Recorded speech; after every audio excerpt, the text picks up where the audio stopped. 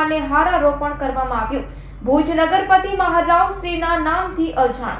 આજરોજ મહારાવ શ્રી મદનસિંહજી કે જેમને સાહેબ ઓફ કચ્છના હુલામણા નામ તરીકે ઓળખવામાં આવે છે, તેમની 33મી પુણ્યતિથિ નિમિત્તે ભુજના ખેંગાર પાર્કની સામે આવેલ તેમની પ્રતિમાને હારારોપણ કરવામાં આવ્યું હતું।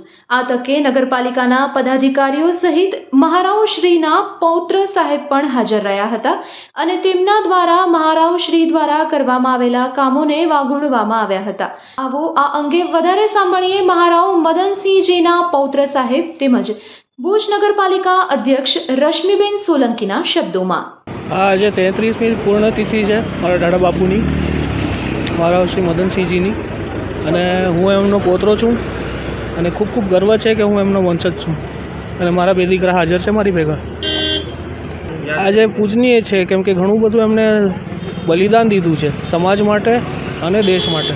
આજ રોજ મહારાવ શ્રી મદનસિંહજી મહારાજ સાહેબની 34મી પુણ્યતિથિ નિમિત્તે એમની પ્રતિમા શ્રી ખેંગારબાગ ગાર્ડનની સામે આવેલી છે, એમને આજે હારારોપણ કરવામાં આવ્યા। એમના પરિવારજનો અને અમારા સંગઠનના સૌ હોદ્દેદારો ભાઈઓ મોટી સંખ્યામાં ઉપસ્થિત રહી અને એમની પ્રતિમાને હારારોપણ કરવામાં આવ્યું છે। તો બીજી તરફ કચ્છ માટે જેમણે ખૂબ બલિદાન આપ્યું છે તેવા મહારાવ મદનસિંહજી સાહેબનું નામ ભુજ નગર અધ્યક્ષ રશ્મિબેન સોલંકી દ્વારા ખોટું ઉચ્ચારવામાં આવ્યું હતું, તે આપ સ્પષ્ટપણે જોઈ શકો છો।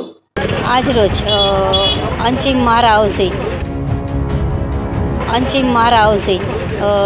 ખેંગારજી અને 34મી પુણ્યતિથિ નિમિત્તે